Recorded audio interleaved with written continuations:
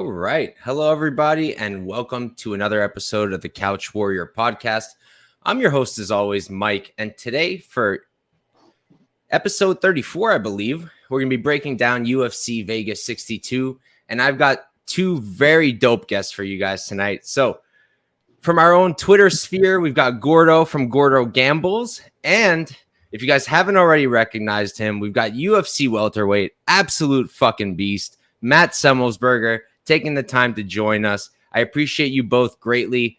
Real quick, I'll pass the mic to you guys. You guys can let us know how you're feeling about this card. It's not the best one, but hopefully we can find some spots, and then we'll get right into it. So starting with you, Matt, thank you so much for taking the time to join us, man. How are you, and how's training? How's everything? And are you excited for this card? It's not the best one, but it's all right. Yeah, dude.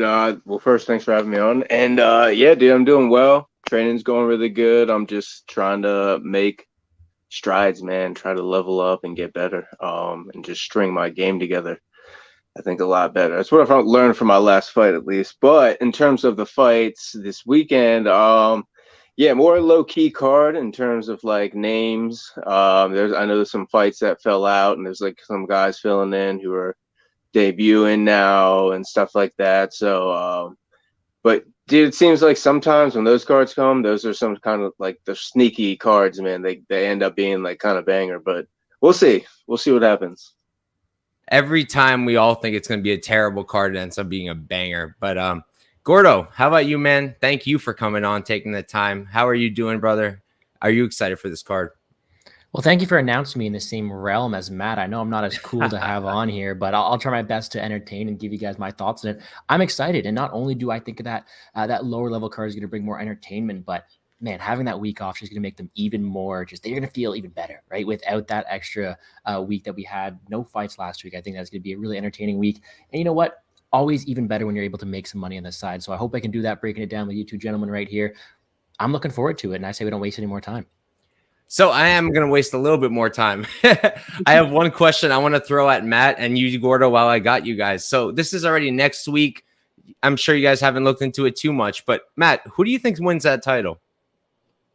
Ooh, dude, I mean, it seems like everybody and everything points to Islam, but I just can't doubt freaking Charles, man. I think he's gonna do it. I think he's gonna pull it off. So that's my take on it. As beastly as Islam is, and Islam very well will probably become champion one day, if not, next weekend. Then, but I don't know, man. I think Charles is gonna do it.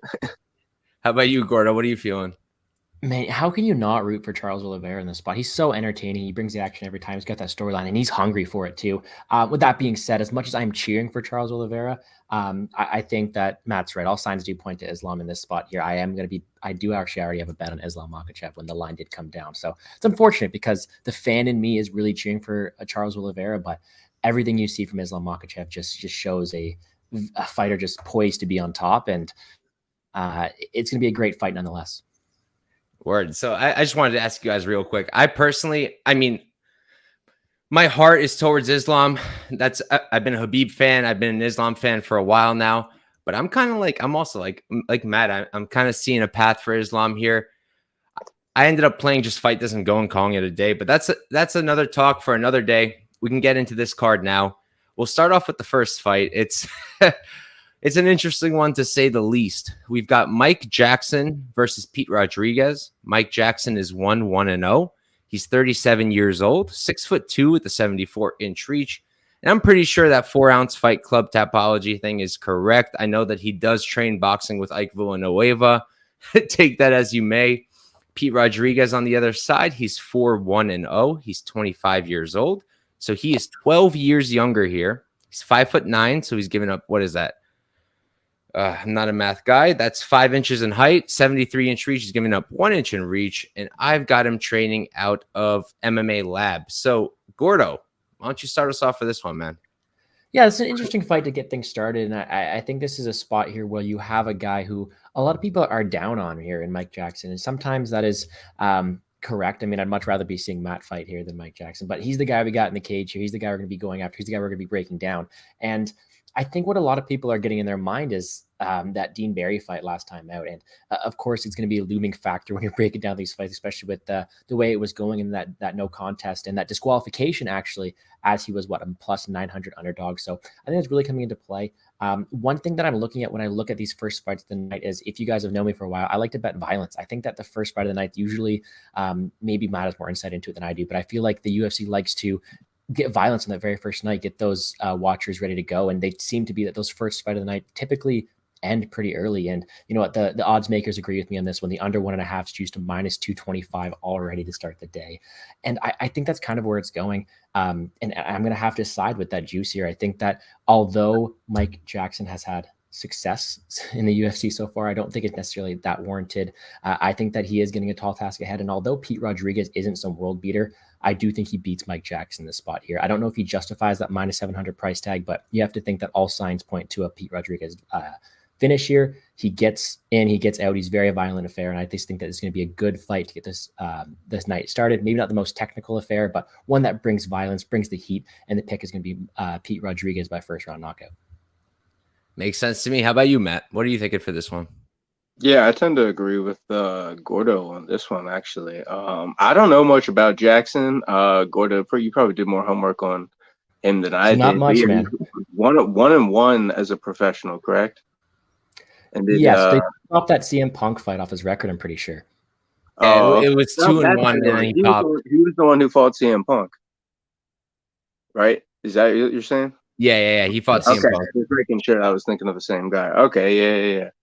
Yeah, man. I gotta say, I think Pete Rodrigues knocks him out probably pretty early. That dude, although he got knocked out by Jack Maddalena is obviously a beast, but he actually looked pretty decent up until he got caught in that fight. He was very game and trading back and forth. So yeah, I gotta agree with Gordon. I think an early finish is probably gonna happen. Yeah, I mean, there's not much to say here. The one thing I'd noticed, like, I was watching the Jackson fight back against Dean Barry, abysmal fight. And the one thing Jackson seemed to be doing really well was every time Dean Barry threw, I think it was the right hand, Jackson would step to the side, make an angle, and then counter. And it looked great. It looked like good striking. But again, you have to look against who it was. Dean Barry, very questionable. Against Rodrigues, he's coming out of MMA Lab for this camp, so he's at a good camp for this one. I've heard some things. I'm not positive about that, but I'm pretty sure that's where he's at. And yeah, I just think that he's probably going to get that first round KO. I think it could get sloppy if we get out of the first round. The over 1.5 is sitting at plus 210. If you wanted to maybe take a sprinkle, that might be the look. Personally, I think I'm going to pass. I don't think there's any bet worth making here. Rodrigues by KO in round 1 is minus 135. That's just like pointless at this point. So I'm with you guys. I think that Rodrigues wins, but there's no point in continuing to break this down. So we'll move on. I will say, though, if Mike Jackson wins this, I'm so curious who they give him next. Yeah, actually, I was going to say, if Mike Jackson wins, I see it probably maybe in the grappling jiu-jitsu submission realm, possibly. You think? He's like a boxing first kind of guy. Maybe, but it is MMA, man. Who knows? Yeah. Like, especially if he's getting messed up on the feet, Yeah, the one thing I will say is Pete Rodrigues he doesn't have the best striking defense, and you think that the path to victory for Jackson would be able to knock him out, but I don't think he's able to here. I think it's really tough to find a path to victory for Jackson, although if he wins, man, what would that make him? 3-1 in the UFC? That'd be pretty impressive. Yeah, technically 3-1. Real quick, just to address the chat, we got Damon Archery. Thank you for tuning in, brother. What's your most 3 confident picks? We're going to get there. We can talk about that at the end, but no spoilers. We got Herb Dean as the gold standard. Best name I've seen in a while. Jackson doesn't have a jab. He's got the ability to dodge and land an occasional weak counter shot. Yeah, I guess that's kind of what it looks like, but we'll move on. For this one, we've got CJ Vergara versus Tatsuro Taira. Vergara is 10-3-1. He's 31 years old, 5'6" with a 68-inch reach, and I've got him training out of Laredo Kickboxing Academy. On the other side, we've got Tatsuro Taira. He's 11-0 as a pro, undefeated, 22 years old. The guy's literally younger than me, which is crazy.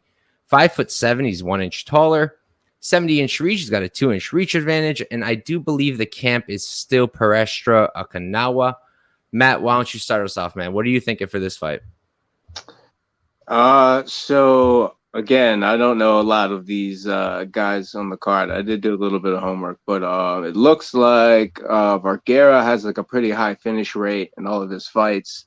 Fighting out of Texas, Tatsuro is undefeated, and he won. I think he's had one fight, and he's won that by decision. So honestly, to me, man, that's a toss-up. I don't know too much about both these guys, but I'm more of a finishing type of guy, so I'm going to lean towards Vergara because he seems to have a lot of finishing power and stopping power. So I'm going to lean towards him. Sounds good to me. How about you, Gordo? What are you thinking for this one? Yeah, Vergara is definitely a dog. I'll tell you that. That guy is never out of a fight. He has no quit in him. And he showed that his last few fights, especially against Klutz and Rodrigues. That was a very good scrap right there. But I think this is a spot where you have an undefeated prospect. You have a guy they want to hype up in Taira and Tatsuro Taira. And they're giving him a test, a guy who's not going to go away, a guy who's not going to wilt away like some of the people on the regional scene did. And the guy that really Tatsuko is really going to have to work hard against, because although Taira is young, he has an excellent ability to get people to the ground. That's really where he dominates. Well, it's going to be really hard to dominate Vergara on the ground because what he does is just be this explosive ball of energy that never stops going. And I think if we look at it, we break it down from a skill perspective, I think Taira's the better fighter. But you can't count out the quit in Vergara. Really, the question for me is, can Vergara withstand the ground onslaught from Taira and just use that experience and expertise to take him out in those later rounds? Because there's no question that Vergara has good cardio and good heart. With that being said, the line is at -210. You have a big favorite and a guy who's really unproven yet in the UFC. However, I take a step back and look at who is the UFC really trying to pump up here, and I do think it's Taira. I do think he has the skill game, the ground game that really plays the weakness of Vergara. Vergara's only finish loss has become by submission. I do think that's where it happens. But for me, I'm kind of liking the fight doesn't go to decision. +125. I think that one way or another, this fight ends, whether it be Taira getting his game off, getting into the ground and finding a submission because he does have very, very smooth back transitions, or Vergara imposing his will later on, using that experience, using that vet edge, and getting him out of there late. Either way, I think it's a very, very fun 125 scrap, but the pick is going to be Tatsuro Taira by second round submission. Yeah, man. So I'm torn here. I came into this thinking I wanted to play Vergara for sure. I did play Candelario against Taira. And look, I mean, Candelario got 2 takedowns there. It's not like Taira is some offensive wrestling and defensive wrestling beast. He's good at grappling. He's good at offensive grappling. His back take is really slick. Do I think he can submit CJ Vergara? I think there's a chance for it. I'm not going to end up playing CJ as the underdog. I wanted to because, look, you look at Taira, right? His output at distance is terrible. Against Candelario, he landed 57 significant strikes. At distance, it was only 15. So he's really not landing much at distance. When he is, it hurts. He did knock down he didn't knock down Candelario, but look, I kind of lean Taira here. I think that he can take down Vergara. I think that on the feet, Vergara is probably going to have the advantage. If Vergara can keep it up, can keep that pressure going, maybe a third round finish on the Vergara side is live. Maybe. We don't really know how Taira is going to look when he's tested to the third round. He's gone the third round. He won a decision against Candelario, but we don't know really how he is when he's tested against pressure. All that said, I still think Taira probably wins this fight. Young prospect, 22. He's shown that he's into this, right? Like, he pulled up to his last fight, he won, and in his interview, he was reading off of a piece of paper that he wrote about wanting to eat a hamburger. Like, that's that kid is trying. At 22, he's already thinking about picking up English, making sure he's a star.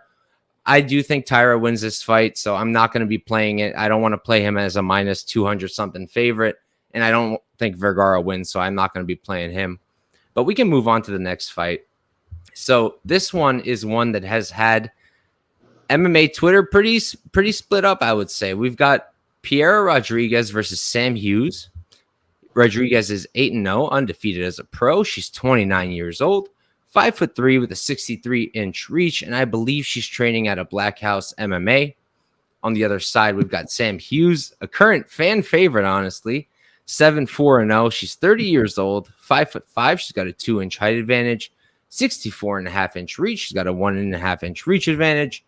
And she is training at a Fortis MMA. I know it's a fairly new camp for her, but that's where she's at now. And I believe it's my turn to start. So I'll go ahead and when I went into this one, I was looking at Sam Hughes. Like a lot of other people, I've been playing her as the dog. I played her as the underdog in her last fight. She cashed for me against Elise Reed. I played against her in the Nunes fight, cost me a ton of money. So she's shown a bunch of good things, you know. She's an okay striker. She's putting together good combinations. But like in the wrestling, I feel like we're so focused on her wrestling, which she's only shown in her last 2 fights. Before then, she wasn't wrestling much. And like if you look at the opponents, Nunes, who has no grappling defense whatsoever, she's much better on the feet than Sam Hughes. But the second that Sam Hughes started bringing it to her, she broke. And then Elise Reed, no grappling game whatsoever. The second Sam Hughes was able to take her down, she was able to impose her will. So I feel like when you're looking at Sam Hughes as an underdog, you want her to be able to be that dog, be the one who's coming in here, putting the pressure, getting those takedowns. Piera Rodrigues can do all those things. And I say this as someone who has doubted Piera her entire career in the UFC. I mean, it's been 2 fights, but I bet against her. I bet on Machado in their Dana White Contender Series fight. I bet on Kay Hansen in her debut, and she's proven me wrong both times. Piera has good striking. She's got a lot of power. The output is pretty low. I think Hughes definitely has her covered in the output, but in terms of who's the better striker, I kind of lean Piera Rodrigues. And like I said, Sam Hughes, she's finding this wrestling success against people who don't have strong wrestling. Piera Rodrigues has shown some strong wrestling. I mean, to take down Kay Hansen 3 times is impressive. Kay Hansen, say what you want, OnlyFans, whatnot. She has a wrestling background. That's what she did.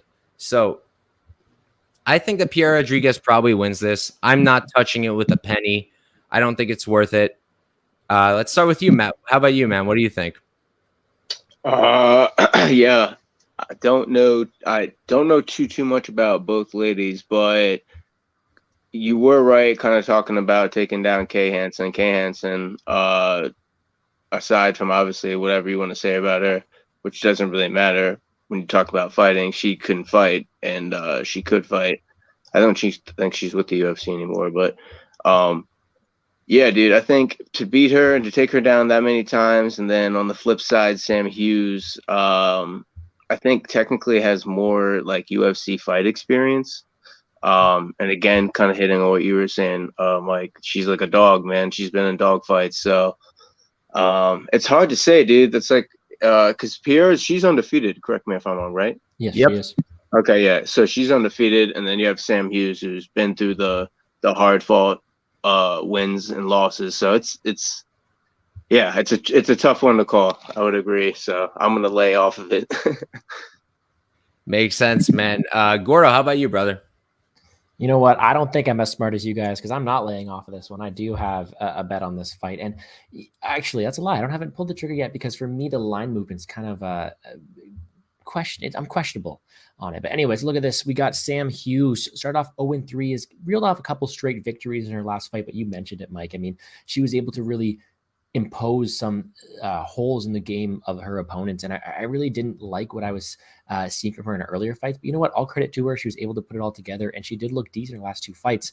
It's not going to be the same thing against Piera Rodrigues. She's undefeated. I think that at the same time that Piera Rodrigues has the better technical striking, the more power on the feet as well, she also has that wrestling in her back pocket. Also very good defensive wrestling, decent trips as well. I just think that Piera Rodrigues has more tools to win this fight. And although you can never count out Sampage, I mean, not only a great nickname, but you also got great heart, great desire to win.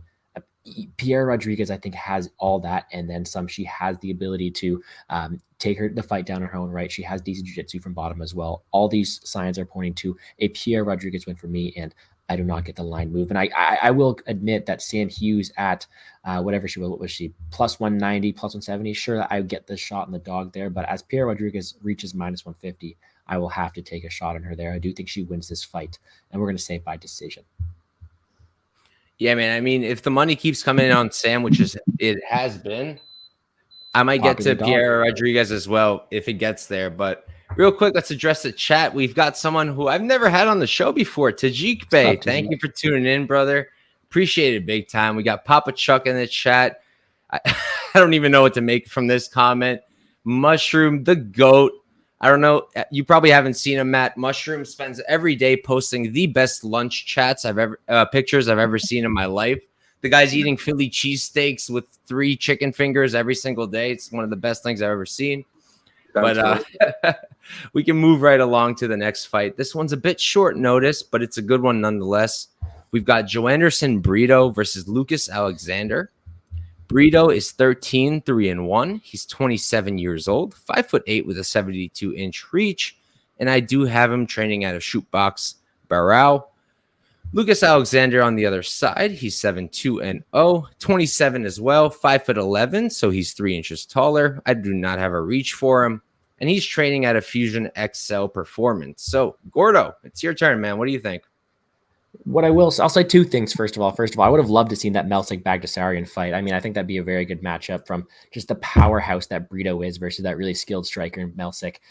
However, we do not have that matchup. We have a short notice replacement, and I don't know the most about Lucas Alexander, if I'm being honest. I have not done my full due diligence in the research, but from what I'm seeing off the brief tape I have seen and looking at the record and stuff like that, you look at yet a guy who's been the distance, who has decent power from his recent finishes, but has necessarily not had that step up of competition yet. And he's going to get that in Brito. Brito is he's a fire hydrant, man. He's a powerful, compact guy. He's got power in his hands, as we've seen. And what also we haven't seen in the UFC so far, he's got a decent grappling game in his own right. What we have seen from Lucas Alexander in one of his 2 losses was he was choked out in that very first round. So I don't think that it's going to be a too easy of a night in the office for Lucas Alexander. I think that Brito, from what I remember, has a pretty well-rounded game skill set. I think that he is able to cover all the bases here. With not the most confidence because I haven't finished my research. The pick is still going to be Joanderson Brito, and I do think he gets it done pretty convincingly. How about you, Matt? What do you think? Yeah, I probably agree with Gordo again on that one. Lucas Alexander's like a short notice fill-in. I think he's on like a 5-fight win streak. Obviously shows like power and finishing ability. But then you have Brito, who's been in the UFC for a few fights, and my notes serve me correctly. It says he beat Andre Fili first round. He KO'd him, yeah. So that just kind of speaks to his ability, because Andre Fili's a high level fighter, you know what I mean, and especially in that weight class. So I'd have to agree and say Brito is probably slated to take this one, but who knows what'll happen, man. Yeah, man. I mean, the odds agree with you guys. We got a line finally today. If you look at it, it's let me pull it up. So we got Brito now at -335. Lucas Alexander, the comebacks +275. Yeah, I mean, I think Brito probably submits him, honestly. That's going to be the prop I'm looking at. You look at Brito, 5 submission wins. You look at Alexander, he's got 2 submission losses. His takedown defense has been questionable at best. Against Jacob Kilburn, he's getting held up against the fence. Ty Kalista got him down. Reggie Mack got him down. I think Brito is going to get him down as well. But if he does, I think he's going to finish him. On the feet, honestly, I think it's kind of close. Brito's not some incredible striker. He loops a lot of his shit as far as I could tell. He's kind of focusing on that power. One thing I'd note is you look at a guy like him and you think, all right, he's round 1 or bust. But the crazy fuck can keep going in round 3. Like, he's got the same output, same power. He looks tired, but he doesn't act tired. So that's good. I do think Brito probably wins this. He submits him.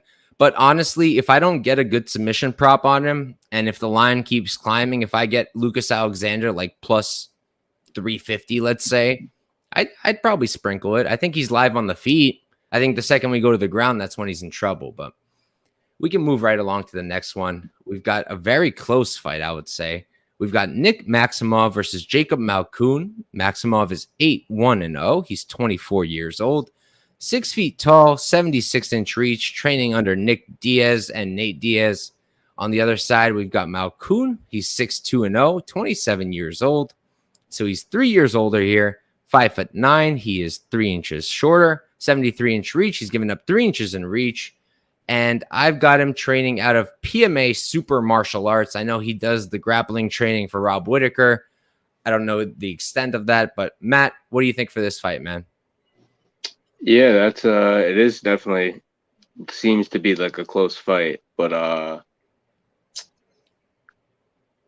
Honestly, man, that Jacob dude, he seems like he's a tough guy, man. I mean, if I remember from what I was looking at earlier, his one or his two losses, he got knocked out by Phil Halls. Yep. I think was his one, and then the other one, I'm trying to remember who he lost to, but it was another real tough guy. Yeah, Brendan Allen by decision. So he went all 3 rounds with Brendan Allen. Nick Maximov is obviously a tough guy, but he's shown that he can be finished. So I don't know, man. I think just on a whim, I'm thinking Jacob, man. I think Jacob will prove to be the tougher guy as the fight plays out, and I think the fight will play out a little bit. So I'm going to lean towards Jacob on this one. Makes sense to me. How about you, Gordo? Yeah, about that Brendan Allen fight too. I have rewatched it recently, but I remember watching that fight, maybe a little bit intoxicated, but I definitely thought Malkoun won that fight. I think that Malkoun did beat Brendan Allen. There was a close one, but as a plus 250 underdog, he did go out there. He did look really good in doing so. He has fought some pretty good competition. In this spot, it's such a weird fight because you have two fighters who are just chain wrestlers, who are just grapplers and who want it on the ground and who want to just take each other down. And usually when that happens, you get a sloppy striking affair. And I think that if this does become a striking affair, you are going to have to lean to Maximov because I do think he has the cleaner striking, but I don't think that's going to happen. These guys know their game plans and they know they're going to go for takedown after takedown after takedown. And although Malkoun has seemed to be a decent grinder, and I do like what I see from him in his own offensive wrestling, he's fought guys who aren't wrestlers. I mean, he fought a grappler in Brendan Allen. We will give him that. But if you look at the people he's fought before that, AJ Dobson, he was able to control him on the ground. Razul Abdak Al Hassan, I completely butchered that name. He's not a grappler either. So he's fought guys who don't really have the same resistance on the ground, but Nick Maximov is definitely going to give him that resistance. I think the stronger, the more powerful the two is going to be Nick Maximov. And, we saw him fight at heavyweight, I think it was in the Heavyweight Contender Series. I mean, the guy's a badass. He's able to go up, doesn't care. He's got some man strength in him. And I do think it's a really, really close affair, but I'm taking the Maximov side here. I think that not only does he have the better striking, but he does have the better wrestling pedigree here. And I think it's just who is the stronger wrestler. And in that case, I am going to pick Nick Maximov, but not with too much confidence because I think it's going to be a great fight. I think you can flip a coin on this one. Either way, it should be a fun one nonetheless. Yeah, man. I mean, personally, I'm on Maximov. I've actually got to play on Maximov. I played him at minus 150, which sucks because the odds are better now. You can get a minus 140 around there. For me, it came down to this. All right, so we got two grapplers, right? Malkoun has shown he's a good grappler. So has Maximov. But who's the one who's actually been taken down? Malkoun, right? By Brendan Allen, who's a really good grappler, really good BJJ. I wouldn't say he's an elite wrestler, though. Whereas you look at Maximov, Brundage has a pretty good wrestling pedigree. He out-grappled him completely. Brundage didn't get a single takedown. Punali Seriano, a striker as we know him in the UFC, but also a wrestling background, completely out-grappled him. And then he came into that Petrosky fight. That was abysmal. I mean, he got caught in that choke and just didn't do anything, got choked out. So that's where the concern is. I just feel like if Malkoun can't get him down, we're stuck on the feet, right? And I know some people are saying Malkoun's better on the feet. I personally don't agree with that. I think that it's Maximov who's better on the feet. I think he's more defensively sound. Neither guy's a great striker, but Maximov, you look at his Instagram, he's out here in these boxing gyms. That's what he's training. That's what he's practicing.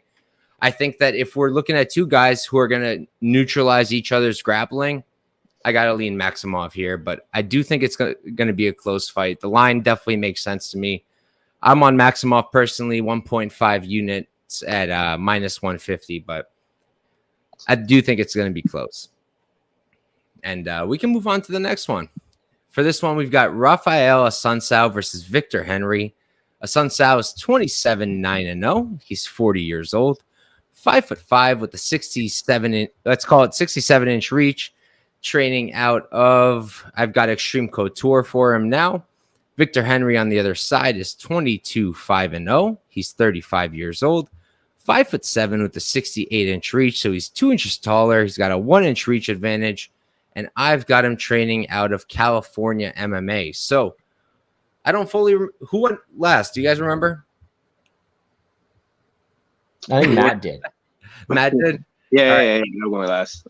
Word. So I think it's my turn. So I'll start this one off. I mean, look, like most people, I'm on Victor Henry here. In his last fight, like most people, I was on Ronnie Barcelos.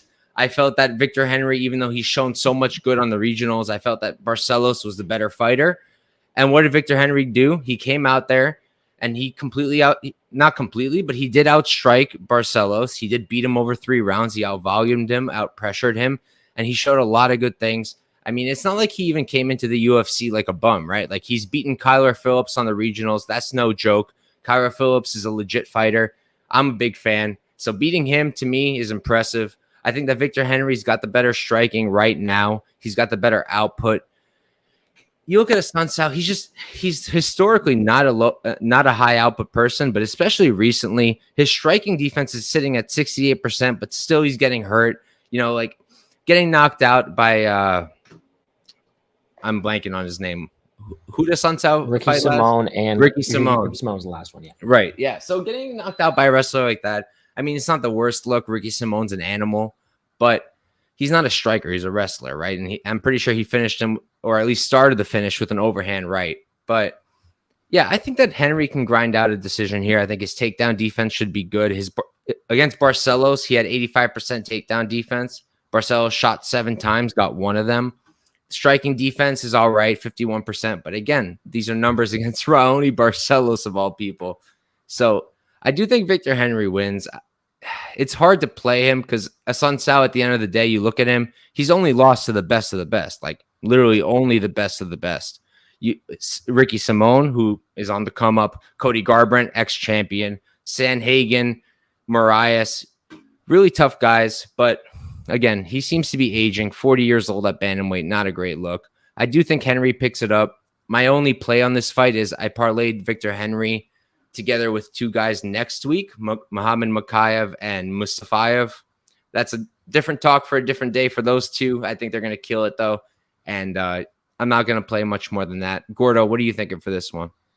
Yeah, going to keep this one short and sweet. Henry should win, but I don't want him to. You know, it's fun for me to cheer for a guy in Assuncao who I prefer to watch, who I like to watch, but he is definitely not the same fighter he used to be.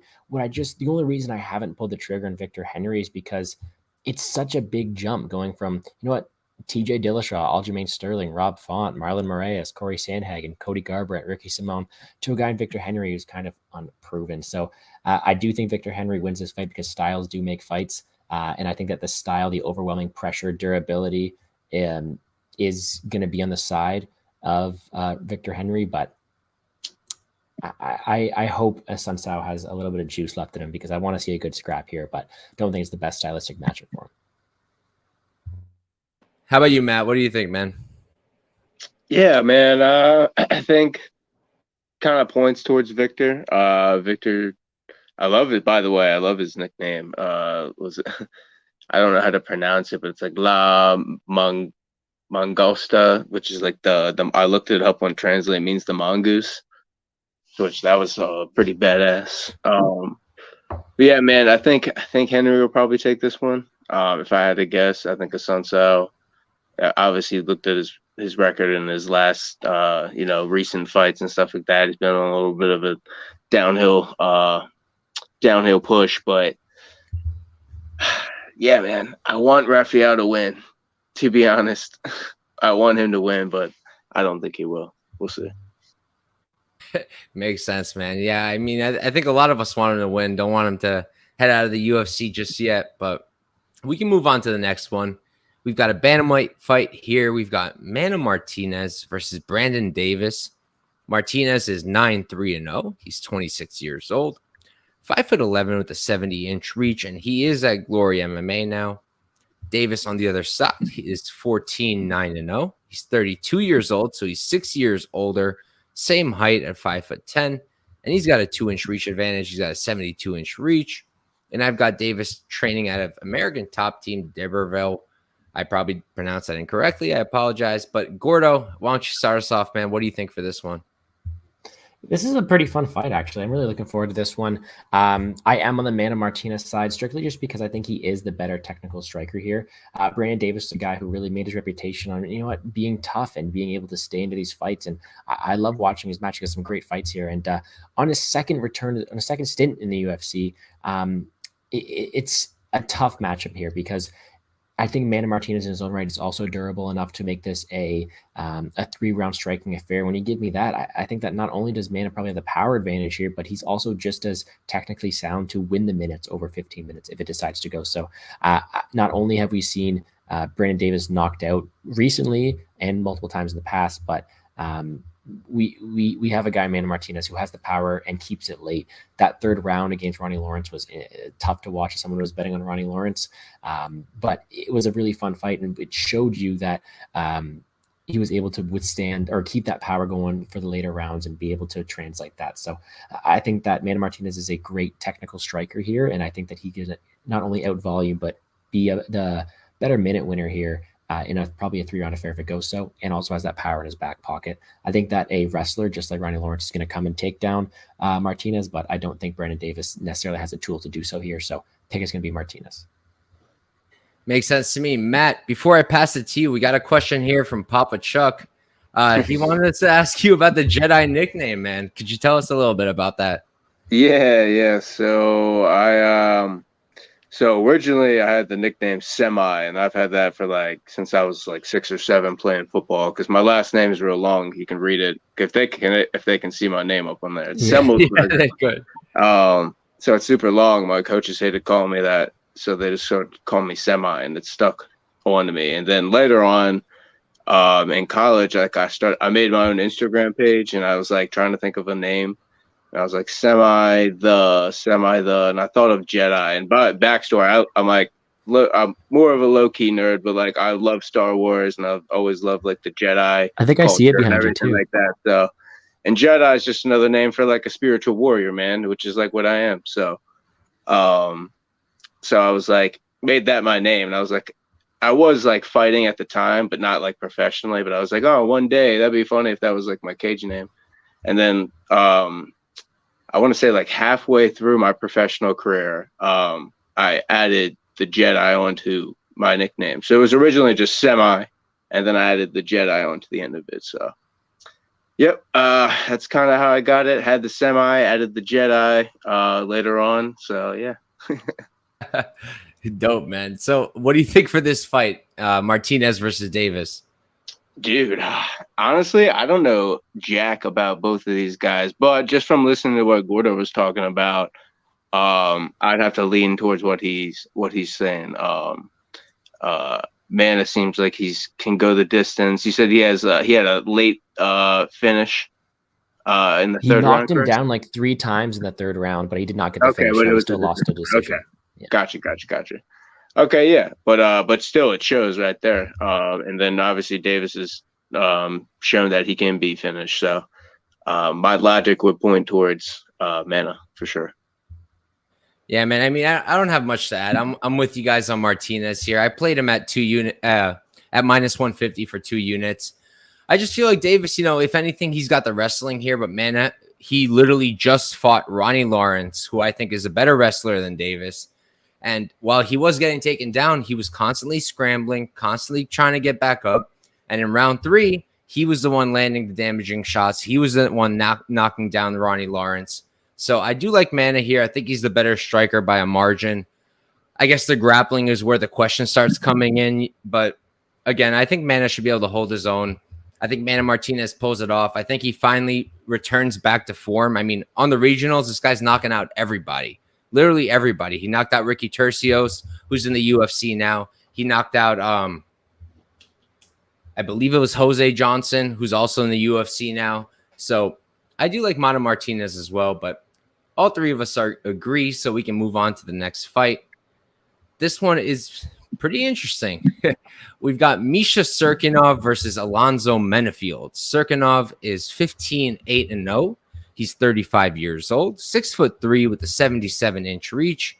And I know that he normally trains out of Extreme Couture, but I believe he's out of there right now doing his own thing. Menifield on the other side, he's 12-3-0, 34 years old, so he's 1 year younger.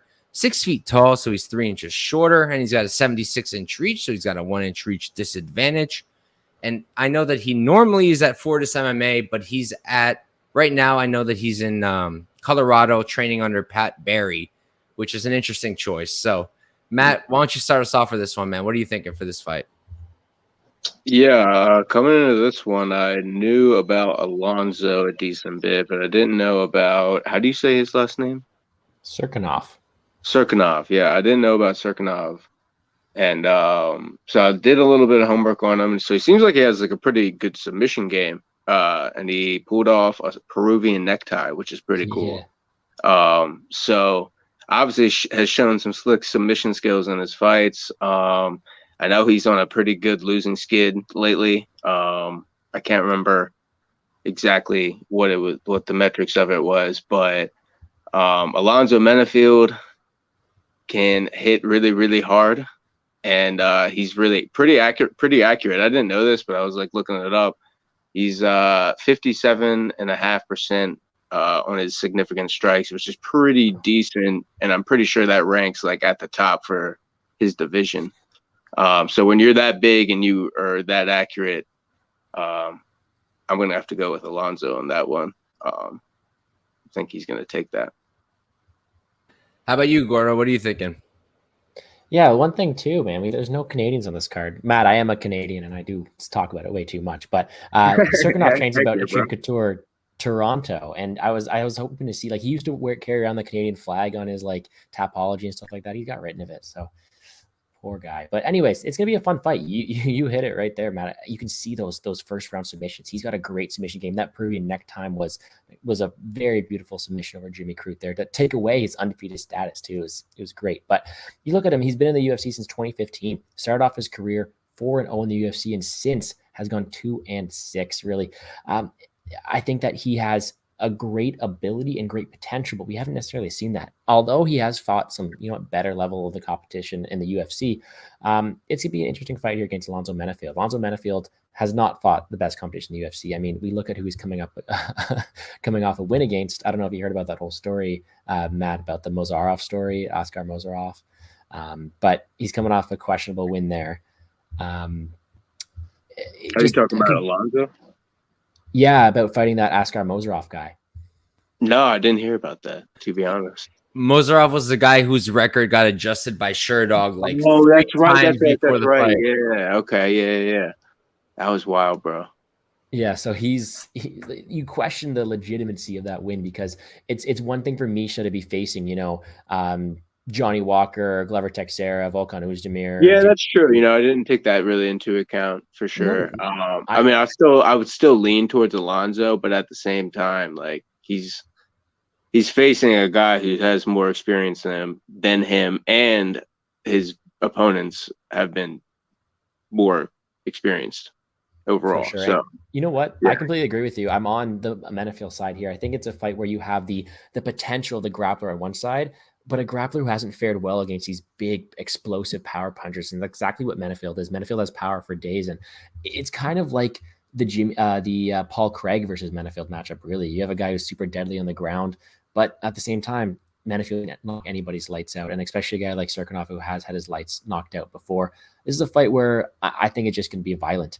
You look at all his fights in the UFC, Cirkunov has 1, 2, 3, 4, 5, 6, 7, 8 first round finishes, and Menifield's a bunch of them already as well. I'm taking the under 1.5 here. I think it's violent. I think it's either Cirkunov expending that energy. He's a big tanky dude and going out there and looking for those Peruvian neckties and those 6 submissions on the ground, or he gets his nights locked out by a guy in Menifield. I'm really leaning towards the latter there. I think the pick is going to be Menifield. However, give me violence. Give me a nice little first round finish from either side. That'd be really nice for me there.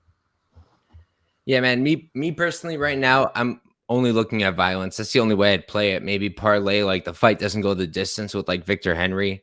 That's the only thing I would do here. Like, I separate myself a little bit here from you guys because I think Cirkunov is more likely to win this fight. Honestly, when William Knight took Alonzo Menifield's back, that's when I was like, all right, we might have something here with Cirkunov. Because if William Knight is taking your back, I mean, Misha Cirkunov, if he gets the opportunity, he's going to take your back and he's going to finish you right there. You're not going to get out. It's not William Knight. Like, William Knight is just this guy who's always pulled everything off because he's ridiculously strong. He's just got that tank, absolute refrigerator, right? Like, the guy's a walking, talking refrigerator. Yeah, I fought him, right? You fought him? Yeah, I fought William Knight, yeah. Oh, no way. Was it amateur? Yeah, when we were amateurs, I Did fought you him. win? No. So all right. So technically, it's a TKO, but so the way it ended was it was in the end of the second round, and mind you, this is in New York, where they're very strict with the rules and stuff like that. So, and I'll give William credit; he was beating the crap out of me like pretty much the entire time because he just had basically gotten me on my back and basically was just ground and pounding and stuff like that. So. Up until that point, it was like 10 seconds left in the round, and I was underneath of him, kind of holding on to his leg, and like dude was like King Konging the side of my body with hooks, like yeah, like straight up, just like that. And the ref ended up stopping the fight. So I mean, like, I'll give him credit; he was beating me up until that point, but it wasn't like I got like slept by him or anything like that. But yeah, me and Will fought; he beat me. He's fighting a heavyweight now, though. Yeah, dude. I was fighting the light heavyweight, but I was like 195 pounds or something like that. This is an amateur, mind you, so I was like taking fights. I was not like a true 205er. I was significantly smaller. What did the strength feel like, Matt? Was it like ridiculous? It was pretty strong. Yeah, man, pretty strong. But I did take his ass down though. So yeah. But yeah. So I think we're done breaking this one down. Yeah. Me personally, the only way I'm going to look at it is Cirkunov by submission or the fight doesn't go the distance. I do think someone here is going to sleep, whether it's by sub or by knockout, but we can move on to the next fight. This one is, it's going to be comedy from start to finish. We've got Dusko Todorovic versus Jordan Wright. Todorovic is 11-3-0. He's 28 years old, 6'1", with a 74-inch reach, and he is still training out of Secutor MMA.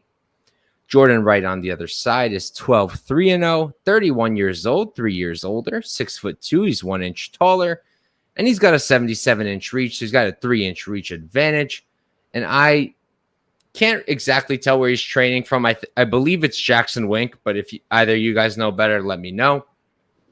And yeah, I'll start this one off. So you look at this one, and it's like you can't help but laugh, right? If you know both fighters, because Jordan Wright is knocking people out only when they're terrible. He's a glass cannon. He wins these fights when he knocks the person out in the first round. And Dusko Todorovic, while I think he's a significantly better technically, I think he's better than Jordan Wright literally everywhere. But Dusko likes to defend his strikes like this, with his chin up, moving backwards. Matt knows this much better than we do, but I imagine that's not the best striking defense technique, especially against a guy who's got the reach advantage, the length, and is explosive. All that said, I do think Dusko wipes the floor with Jordan Wright. I mean, Jordan Wright, other than a quick knockout, just has not shown anything good. He is not that great. And I just feel like Todorovic, his easiest path here, I've heard it before from other people. I really think he can just take Jordan Wright down. Take him down, finish him there. I don't think Jordan Wright has much of a ground game. I know he showed some wrestling against Marc-Andre Barriault, but how'd that end? That ended with Marc-Andre Barriault's first ever submission win. So I will say this. While I did play Todorovic also at moneyline -200, a little chalky, played it for 2 units. What I liked better is the under 1.5. I got that at -160 for 1.6 units. I don't know what it's sitting at right now because it's not really showing it on best fight odds, but I believe it's moved since then. I think violence is the way here. Like I said, I think Dusko's much better. If he takes down Jordan, he can finish him quickly. And if Jordan does win this, I think it's going to be in round number 1 because Dusko's carrying his chin up like this and Jordan Wright found it. So that's what I'm thinking. Gordo, how about you, man? I made a whole breakdown on this fight. It's a pretty questionable one. I think that there are a lot of immeasurables here, and I think we just look at the records. I mean, Jordan Wright has had all 16 of his fights not go the distance. 14 of those fights ending in the very first round. Never had a fight go over, I think, 6-minute mark. He's the ultimate can crusher, but with that being said, he's got decent skills. It's just we don't know what he's like after that. He's fought very level competition. Although he's able to dispose of them quickly, he's also been able to be disposed of really quickly too. Dusk, on the other hand, 3-3. He's got that tall man defense, like you said, and these guys just they're both fighters with decent skill sets, but they get knocked out all the time. They're killer to be killed fighters, and you love watching that kind of stuff. But it's interesting, and not only is Jordan Wright a guy with a questionable striking defense, but he throws these like naked leg kicks too. And I know Matt showed Jason Witt exactly what happens when you throw a naked leg kick. So you can't really be doing that all the time here. And I think that although they have decent skill sets, they have a lot of defensive liabilities. And I think one guy's going to sleep in that very first round, probably Jordan Wright. I know you mentioned that takedown ability if Dusko wants to use it. I don't even think he has to. I think these guys are going to stand and bang. Both these guys have negative UFC records with their backs against the wall. They're going to go out there. They're going to swing. I think that guy goes down early. I'll take the under 1.5. Makes sense to me, man. I'm on the same side. How about you, Matt? Yeah, man, it's really a toss-up to me because you guys both make very fair points. They both can get finished. They both have similar records, similar stories. They started off on, a tear that went on like really, really long unbeaten streaks, and then they ran into trouble. So, yeah, man, I'm gonna stay out of this one, but it's a toss-up to me, man. I'm gonna probably lean towards Dusko. If I had to guess, because I think his ground game and his ground and pound skills, because that's fights tend to end up on the ground, man, especially if it's even on the feet, or if Dusko just doesn't want anything to do with the stand up. He can just try to work his ground game, man. So if I had to say, I'll lean towards him. Makes sense to me, man. Dusko's also fought the much better competition. I mean, it's like night and day if you compare it. Like, I'll pull it up real quick. Jordan Wright, his last few UFC fights: Marc-Andre Barry out, guillotine loss round 1. Bruno Silva knocked out in round number 1. Knocked out Jamie Pickett in round number 1. Got knocked out by Buckley in round number 2. And finished Ike Villanueva in round number 1. Whereas Dusko, he's fought Chidi Njokuani, who's been no joke. Maki Pitolo, I know everybody loves to hate on Maki. I've loved Maki, probably for no reason, Maki. But I'm a fan of his regardless. He lost to Obama. That's fair. Gregory Rodrigues is an absolute animal. Punali Seriano, again, getting knocked out by him. That's not Jordan Wright, like it's not the same knockout. So yeah, I like Dusko here as well, but we're all on the same page, so we'll move on to the next fight. For this next one, we've got a pretty important one for flyweight, I would say. We've got Askarov versus Brandon Royval. Askarov is 14-4-1. He's 30 years old, 5'6" with a 67-inch reach, and I believe he's at Berkut FC. I can't place him exactly. Royval on the other side is 14-6-0. He's 30 years old as well, 5'9", so he's 3 inches taller, 70.5-inch reach, so he's got a 3.5-inch reach advantage. And I've got him training out of Factory X. So, Gordo, it's your turn, brother. What do you think, man? My turn. Okay, so this is a very, very fun fight. Two high-ranked guys, 125. I think it's going to be an absolute banger, especially when you got a guy in Brandon Raw Dog Royval. He brings the action all the time. Now, on the other side of things, Askarov, I was lucky enough to see his last fight in Columbus. He went out there. Personally, I thought he beat Kai Kara France. It was a close fight, doesn't matter either way. But it's crazy that dynamic changes, right? He was a huge favorite against Kai Kara France. If he wins that fight, he's fighting for the belt. Instead, he's over here, and he's even smaller favorite against a guy in Brandon Royval. I think minus 225 is about right. We're at open minus 188. I should have bet that if I saw it for Askarov, because I do think he's better technically than Brandon Royval everywhere. But I love Brandon Raphael, man. He's all action. He never stops. All gas, no breaks. Killer to be killed. All the expressions you want to use, man. That guy's a fucking savage. And he goes out there and he's going to go out there and break your arm, or he's literally had his shoulder dislocated in his fights too. So he's going balls to the wall. He's going crazy. And I love to watch him fight. However, when you look at the technical abilities, the guy who's probably prone to win minutes and prone to being the better fighter, I think that's going to be Askarov. However, I think the best way for you to play this fight is probably Royval. Finish only, meaning that if it goes to decision, the vet's void. I just think that Askarov's probably going to win a decision, probably grind him out. I just think he's too technically sound to be caught up in those submissions of Royval. Makes sense to me. How about you, Matt? What are you thinking? Yeah, it's a tough one to pick for me. So you got Brandon Royval, obviously savage, just like Gordo was saying. He has 12 finishes and 14 wins, so that just kind of speaks for itself there. And then an interesting metric of this fight, I was noticing, I was looking at the record. So Askar lost to Kai Kara but beat Pantoja, and then Royval beat Kai Kara friends but lost to Alexandre Pantoja. So that was just interesting to me when I was looking on that. Not that it really means much I mean on MMA paper, but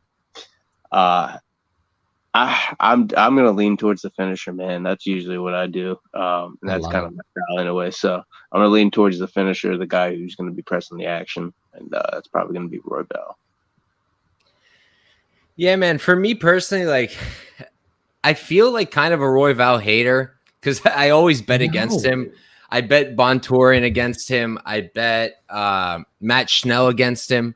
And look, I personally, first of all, I thought Bontorin beat him. I don't know how popular that opinion is, but I thought Bontorin won that fight. And Matt Schnell hurt him until he pulled a Matt Schnell and lost that fight for himself. But I feel like Royval, he's super exciting and he thrives when he can create chaos, right? Like once he can create that chaos, that's where he's going to have the upper hand. Like against Kai Kara France, like Matt mentioned. Kai Kara showed an incredible performance against Askar Askarov. But what happened when he fought Brandon Royval? He never even got a chance to compose himself at all. Like he just like Royval caused the chaos and he finished during that chaos. And that's what he does. I think that Askar Askarov is a tough matchup for him. Askar has really good wrestling. I don't think that Royval has the same takedown defense that Kai Kara France showed in the last fight. You also look at him at Royval. He's given up his back in several fights now. He gave up his back against Bontorin. He gave his back up against Pantoja. Both these guys, high-level BJJ black belts, so you can, like take it as you may. But Askarov also has very good grappling. I do think more than likely we see Askarov just grind him out for 3 rounds. But if there's a finish, I guess I'd have to lean Royval. I just do think that Askarov has all the tools he needs to win this one. Probably grind it out. But I played him at minus 200 for 4 units, I think. Yeah, 4 to win 2. And that's where I'm at for that fight. But we can move on to the next one. This is our co-main event of the evening. We've got Jonathan Martinez versus Cub Swanson coming down to bantamweight for the first time. Martinez is 16-4-0. He's 28 years old, 5'8" with a 70-inch reach, and he's training out of Factory X Muay Thai. Swanson on the other side is 28-12-0. He's 38 years old, so he's 10 years older. 5'8", they're the same height, and he's got about the same reach at 70-inch reach. And I know that he does his own camps. On Instagram, he had something about Joel Diaz training camp, so that's what I'm going with. But Matt, it's your turn, man. What are you thinking? Okay, so Jonathan Martinez, you said he's at a Factory X, correct? Is that where he's from? Yes. Okay. Yeah, so he's obviously training with like a really decent gym. So what is it? Alexander Hernandez, Lionheart Smith, Brandon Royval, I believe, trains out of there too. So he's fighting on the card. He's on a 3-fight win streak, but he's facing Cub Swanson, who's one of the most experienced veterans in the UFC. So that's tough, man. I don't know. It's going to be a toss-up from you fellas again. I really don't know Jonathan's style really that well, but obviously I know Cub. I've watched a lot of his fights, but I don't know. Enlighten me, fellas. So, yeah, I guess I'll go next. So I went into this one. I saw Jonathan Martinez sitting at like minus 170-ish, and I was like, all right, this is going to be a favorite for me that I hammer. I was thinking I'm just going to go clean with him, 2 units, call it a day. And then I taped it, and it's like you watch Jonathan Martinez, and he's a really good striker, right? But his hands are so limited. He's almost throwing entirely with his feet. And I mean, the kicks are there, right? Like the leg kicks are fantastic. Anything he throws with his legs is great. And when he does throw the hands, the striking is there. It seems to me like he's not throwing enough. And you look at Cub and like even at his age, I know that it was at featherweight, so we do have to think about that. Like, how is his chin going to hold up when he comes down here? Is it going to hold up? I kind of think it will. I played him as the underdog to Pineda. I played him against, I actually don't remember what I did in the Elkins fight. I think I played him in Elkins, but regardless, Cub, he's old, but he hasn't really shown much signs of slowing down. The output is still there. As of 2019, he's still putting up over 100 strikes. Like, the guy's still out there, and his hands are low in terms of striking defense. But again, Jonathan Martinez, he's not throwing much in terms of the hand strikes. He's kicking with his legs almost always. So I don't think that Cub's really going to struggle all too much there. And where have we seen Jonathan Martinez caught, right? He got hurt by Gordo. I'm blanking. What was the last fight? Davey Grant. Oh, his last one, Alejandro Perez. Yeah, Perez hurt him. Davey Grant knocked him out. I just feel like Cub Swanson can low-key land those same kinds of strikes. I think Cub Swanson probably has a striking edge here. Neither guy is really a grappler. And if you're telling me you're giving me Cub at, what is it, like plus 200 right now? It's plus 182. That's the side I'm tempted on. I'm tempted on Cub, if anything. Will I get to a bet? Probably not. But that's the way I'm leaning. How about you, Gordo? Yeah, if Matt's looking for someone to bet on here or cheer for, I think it's going to be the Cub Swanson side. If you're looking for a guy to be the finisher, Cub is definitely the higher finisher of this group. Jonathan Martinez, although he is a very talented striker, he is completely content with staying on the outside, picking people apart and winning fights. And he does that very well. 4 of his last 5 fights have been decision wins. And you know what? If you got something you're good at, stick to it. But he's not the most entertaining fighter. But what I will warn you right now is I've had awful track records betting against these fighters. Like I have a big X for this one because I cannot get them right. I think I played Elkins against Cub. I played Martinez against Grant. I didn't have the best look. I think that Martinez, although he is the better technical striker, his chin isn't always there. And against Cub Swanson, that's always dangerous. Either way, though, I think it has the unfortunate reality that Jonathan Martinez could pick him away from range, which I wouldn't necessarily want to see, especially with all those kicking attacks, right? So the pick is going to be for me to cheer for Cub Swanson, although from a betting perspective, just like Matt says, just flip a coin on this one. It's a coin toss. I can't pick a side here. Muted, my friend. Thank you. Thank you, Gordo. I literally... Last week, I was doing a show for LFA on Friday. I went 20 fucking minutes where I was just talking to a muted microphone and no one told me. And when I finished, bro, I was so pissed off. I was like, all right, I got to retape this now. I started retaping and I was like, this fucking fight. Like, I was so pissed, bro. But 20 minutes is a lot of material, man. Yeah, man. It takes a lot of work. But, yeah, so we're all on the same pages here. We'll move on to the main event. This one is honestly really interesting to me. I felt pretty strongly one way, and now that I've done the tape, I'm getting a little nervous. We've got Alexa Grasso versus Viviane Aroujo. Grasso is 14-3-0. She's 29 years old, 5'5" with the 66-inch reach, and she is still out of Lobo Gym MMA. And also, I saw something about Brazilian Warriors, BJJ, on her Instagram, so that's what we're going to go with. Aroujo on the other side is 11-3-0. She's 35, so she's 6 years older. She's 5'4". She's 1 inch shorter, and she's got a 68-inch reach. She's got a 2-inch reach advantage. And I do have her training out of Cerrado MMA. So it's my turn. I'll start this one off. And yeah, I mean, I played Alexa Grasso at, I believe it was minus 170 or minus 175. I played her for 2 units immediately. And my thought process was that she's only really lost to people who could really, really out-grapple her, right? Like Carla Esparza.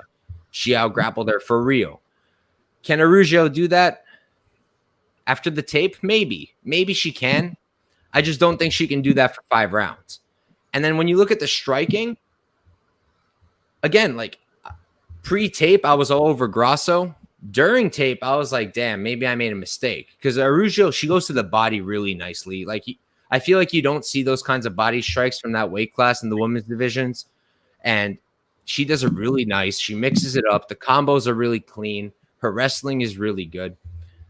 I still think Grasso can pull this off as long as she can keep it on the feet for the majority of the fight. I think really where she's going to come in is going to be round 4 and 5. So she's going to have to pick up one of those before then.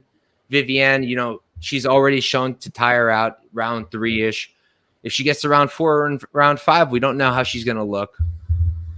Grasso, extremely clean boxing. I mean, it's so good. Like, I'm not a technical guy. I don't understand that fully. Maybe Matt understands better than I do, but to me, her boxing looks really slick, really crisp. And I think that as long as she can keep this fight up, I think she's going to lose a round or two for sure. I really do think she will. But over 5 rounds, I think she can pull the decision here. I do like Grasso. I got her, like I said, minus 170, I think, for 2 units. And that's the side I'm on. What are you thinking, Gordo? Yeah, this is a pretty fun fight. I actually think that I am pretty heavy on the Alexa Grasso side. Again, her last fight, I saw her in UFC Columbus. She went out there, completely disposed of Joanne Wood in the first round. It was pretty overshadowed by, I think it was the Matt Brown Barberena fight was right on before that, and people were just going crazy. That was a war. But I think that Grasso was recovered in a lot of places here. I think it's a classic minute versus moment winner. I think that all the minutes are going to go to Alexa Grasso, but the more powerful fighter is going to be Araujo, and I think that she is going to have the more impactful moments. And in a 3-round fight, that would matter, but this is not a 3-round fight. Araujo does not have the gas tank to keep up with the output and pressure and, you know what, just pure technicality of Alexa Grasso. I think that over the stretch, she definitely takes over. I have not placed a bet on this fight strictly because that main event dogs have come through a lot recently, but I will be betting on Alexa Grasso, probably 4-5 decision. I think she has the output, the technicality, the boxing, just to wear her down the stretch, probably finish her late. Either way, maybe decision is the way to go. I just think she's able to dispose of Viviane Araujo.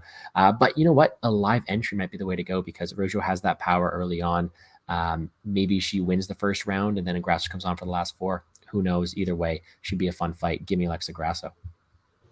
All right. So 2 of us on Grasso. How about you, Matt? Yeah, I might. I think I might have to lean with you guys on this one, man. And again, you know, I don't know too much about both ladies, but just from kind of hearing both of you guys talk a little bit, I'd probably have to lean a little bit towards her. But I did I did notice she moved up a weight class, I believe. And yes.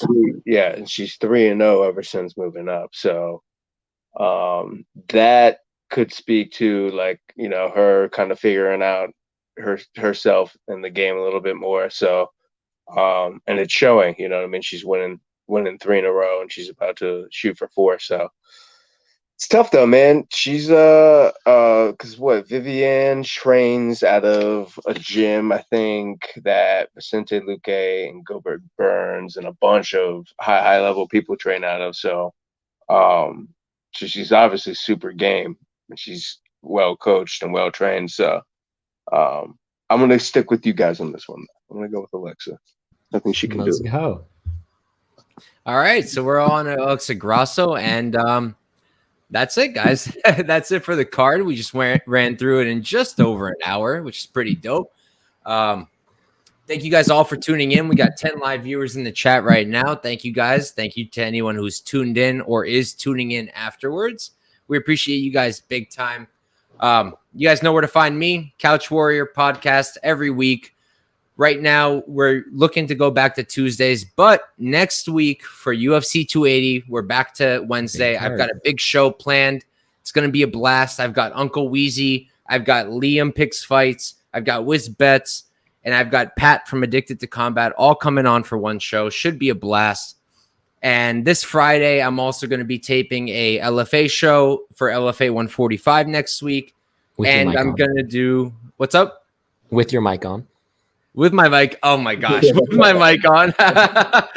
And I'm going to do Road to UFC as well. Road to UFC 5 and 6 are both on that Sunday following UFC 280. So I'll be on that as well. And yeah, that's me. So let's start with you, Gordo. Tell the people where to find you. And yeah, thank you for coming, brother. Yeah, well, thank you so much for having me on the show. Thank you, Matt. Nice to meet you, my friend. Hopefully all goes well in your future UFC career. Can't wait to be talking about you sometimes and your other end of things, hopefully. we can cash some money on you together. But anyways, money's not the important part. We got some great fights this weekend after a week off. I'm actually just excited to see some fights once again. Happy Canadian Thanksgiving to those who are from up north here. That's what we were doing last weekend. But thank you for having me on. You can find me on the Plays and Fades YouTube channel and at Gordo Gambles on Twitter. That's where you can find me posting all my plays. I got a few bets locked in, a few more to go. I got my own show tomorrow night with Pat from Addicted to Combat, who we have on next week. And other than that, we got a big UFC 280 card next week. So hopefully we can rack up the bankroll for that one, because that's going to be an electrifying matchup. All right. And Matt, so before I go to you real quick, I wanted to pull this comment up from a little bit back. Papa Chuck asked, when it comes to experience, where do you feel you are now in the UFC? What do you think, Matt? I'll break it down. I like to make analogies and stuff like that in comparison. So imagine if I was in like a university and I was an athlete, I'd say I'm just kind of in the middle of like my sophomore year. Okay. Put it that way, in terms of experience in the UFC. So I'm starting to get up there, starting to climb, but I'm not quite upperclassman yet, but I'm close. I'm getting there. So I know right now you don't have an official opponent. Do you have anybody you're looking to fight? Anybody, man. I'm hungry, bro. I just, I don't take losing kindly. Coming off of losses, I've always come back strong and come back, with some fire in my belly. So whoever, man, like I said, I think maybe I was talking to you guys about it before, but I'll maybe pick up something short notice by the end of the year. If not, maybe I'll get a standard 8-week notice, but honestly, I'm training hard, bro, right now. So I'm in fight shape. I'm ready to go. So we'll hopefully maybe get something short notice. I'm really hyped to hear, bro. I hope we get a fight announcement soon. But all right, guys. So thank you everybody for tuning in. Thank you for watching us tonight, and good luck with your bets this weekend. And have a good one, everybody.